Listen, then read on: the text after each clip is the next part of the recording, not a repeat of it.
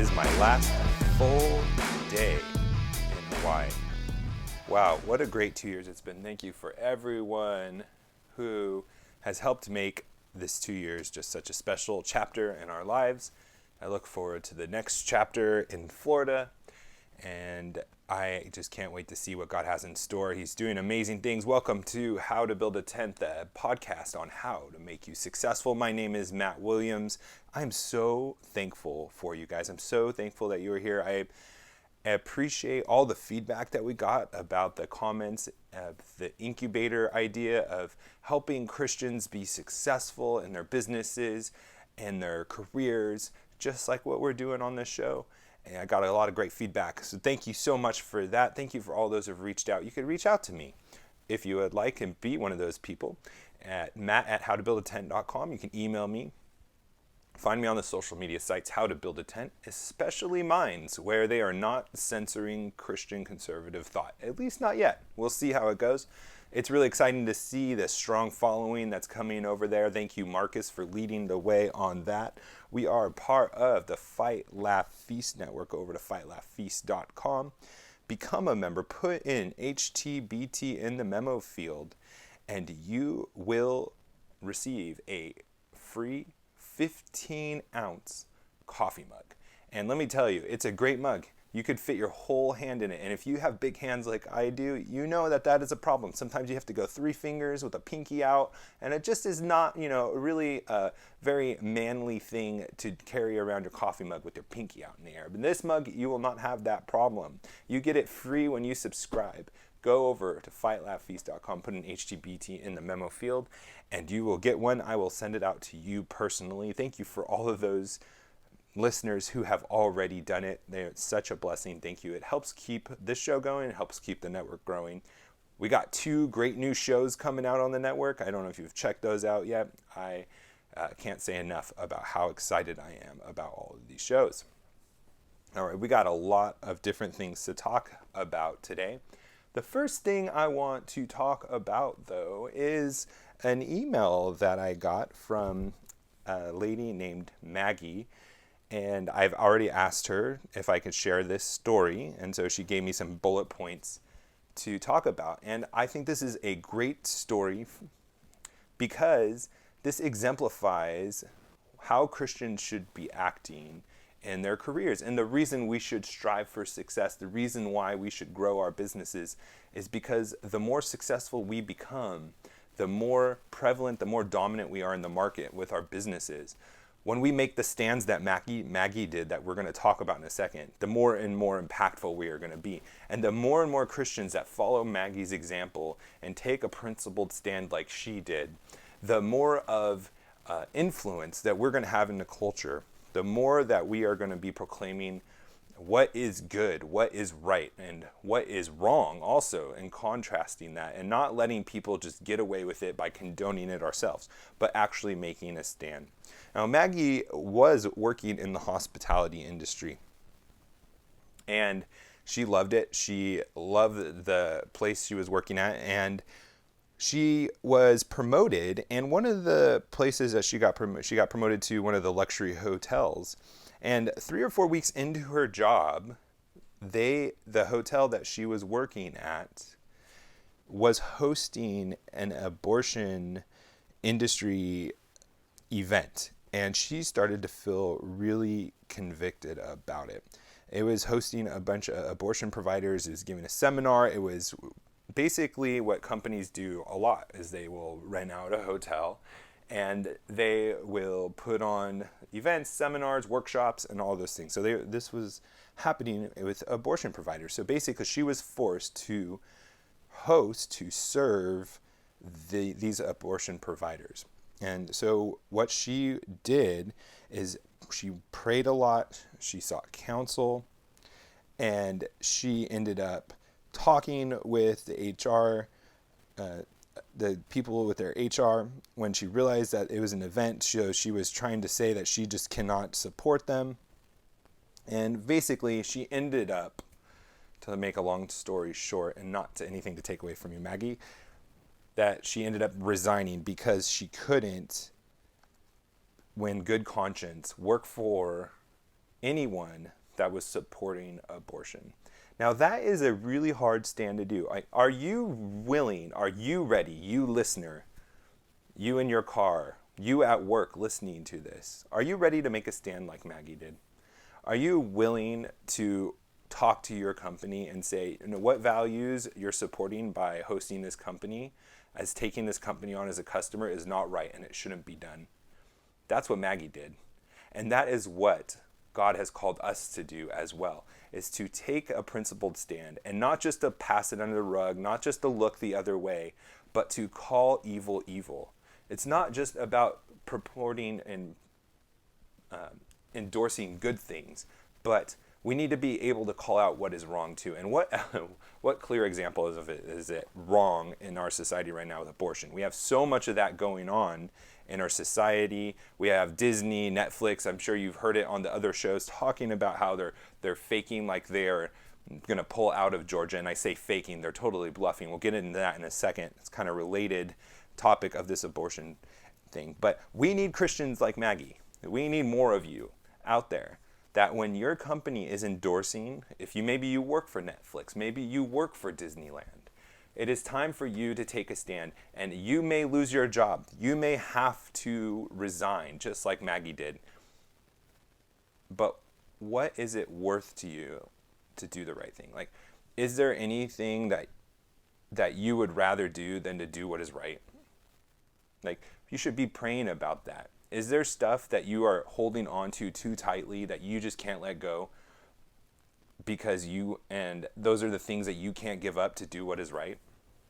You really need to pray about that. And even if it costs us money, if it costs us our jobs, we need to be prepared to make the sacrifices to do what is right. Because in the end, as Christians, that shouldn't be our security anyways, like the world. And it's so easy to do, right? It's so easy for our jobs to become our security. It's so easy for our paychecks, our bank account, our investment funds. I hope not your investment funds right now, because we're taking a hit with all these trade war talks going on. But we need to remember that our security is not found in our job. It's not found in our career. It's not found in what people think of us. It's not found in our bank accounts. And when we remember that, it's going to be easier to make a stand like Maggie. So Maggie, great job. Congratulations. So what is she? She's also now going to go back to her Mary Kay business. And she says, I love working for a company founded by a Christian woman. I didn't know Mary Kay was a Christian lady, so that's something new I found out. If you want to give her some support and you like the Mary Kay products, go over. She has a Facebook page she sent me, my consultant, Maggie, Maggie, and buy some products. Give a gift if you are a dude and you don't wear makeup like you should. But there's like this trend lately about guys wearing makeup. That's so weird. Like, I don't even like wearing makeup when I do my show. I'd rather just like show the blemishes, show the shine when I'm doing my video podcast. But anyways, that's neither here nor there. Support Maggie. Go check her out. Give her a like on her Facebook page. It really helps to get the likes. My Consultant Maggie at Facebook. And also you can look her up on marykay.com/Maggie Turner, MaggieTurner. And show her some love and buy some products for her. Help her get off to a good start as she is switching careers, making a stand for what is right. That's another thing that we should be doing as successful people, successful Christians in the business world, is we need to be supporting the people that are taking the stand like Maggie. So definitely do that. All right, so now I want to talk about another stand that's being taken, this time on the other side of the same issue of abortion. I just love how abortion has become such a topic again.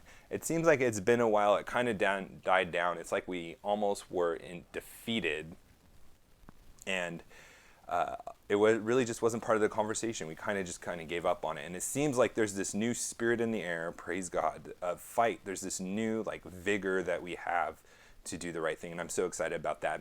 If you haven't heard, and maybe your head's down a hole or something, I don't know.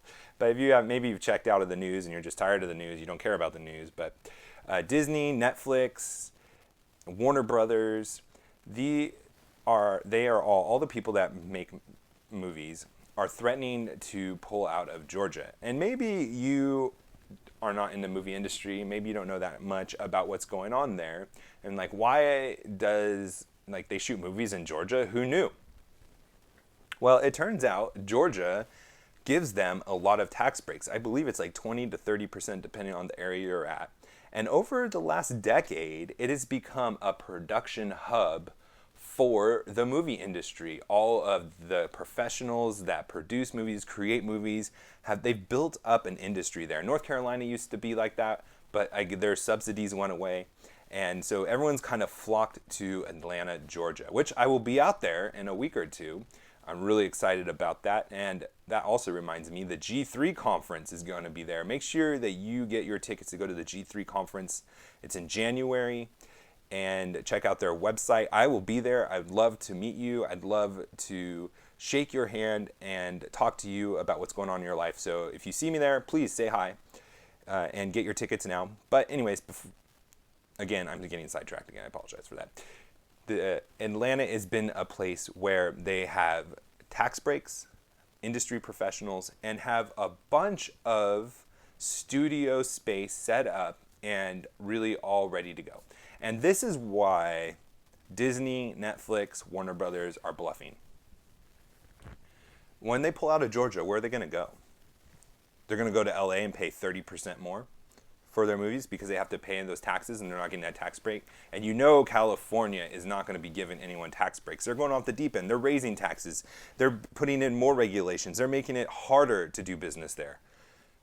So if you can't go to LA or without paying 20 to 30% more, and you're not going to get the tax breaks that you got in Georgia, where are you going to go?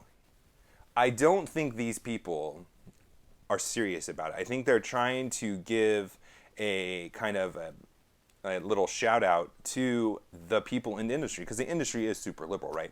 But at the end of the day, it's still an industry that needs to make money. And yeah, sure, there are other states that don't tax you, that don't have as many regulations as California.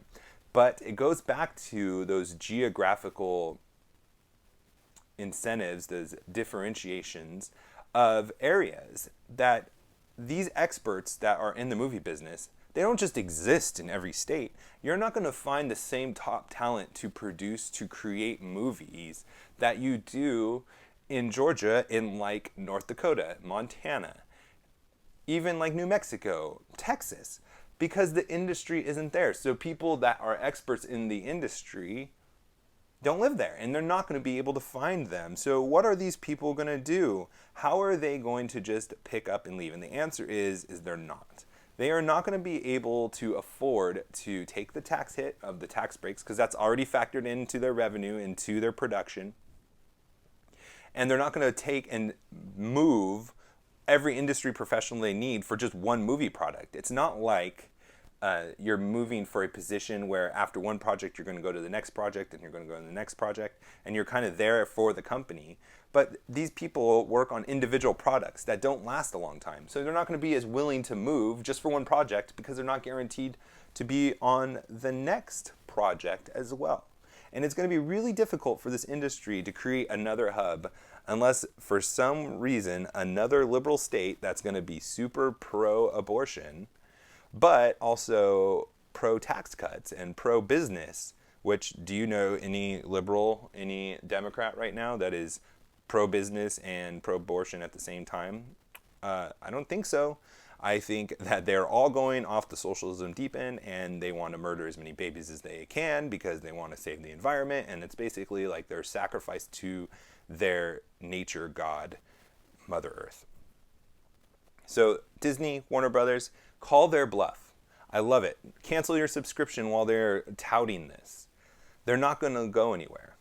They're not moving because they need that money. They need those tax breaks. They need the professionals that exist in Georgia. They need the infrastructure that is built to film those movies. They're not going to go anywhere. They're not going to be able to move that stuff at a pin drop or, quickly.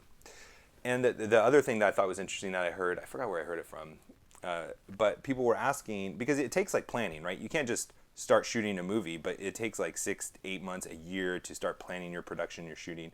And from what I hear, there is no plans at all to move any other locations, that there's no one else that's been reached out, contacted, that are planning on being shot in Georgia. There's no cancellations or anything like that. So it's a big bluff, and they are just trying to keep their actors and their industry happy about this, which it doesn't mean we should just take it and let them just say this stuff. We should punish them for it, because that's how we're going to change culture, right? We need to make it more painful to stick up for pro-choice, for pro-murder policies than it is to be, to be what it is for them.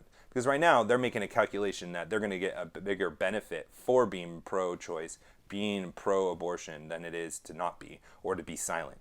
And it's because we haven't been fighting enough. And I love what the cross-politic guys were talking about last show, where they were talking about, it's like Christians want to be nice.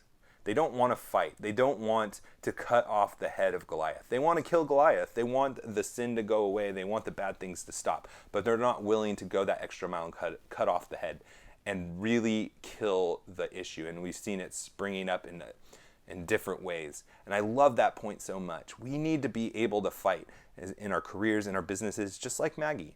And we need to be able to cut off the heads. We need to be able to take a stand and to be embraced and accepted for being Christians. And we need that to be the culture once again. And we need to be okay with people thinking we're not nice. We need to be okay with people being angry at us. We need to be okay with people thinking we're extreme, because we don't want babies to be murdered.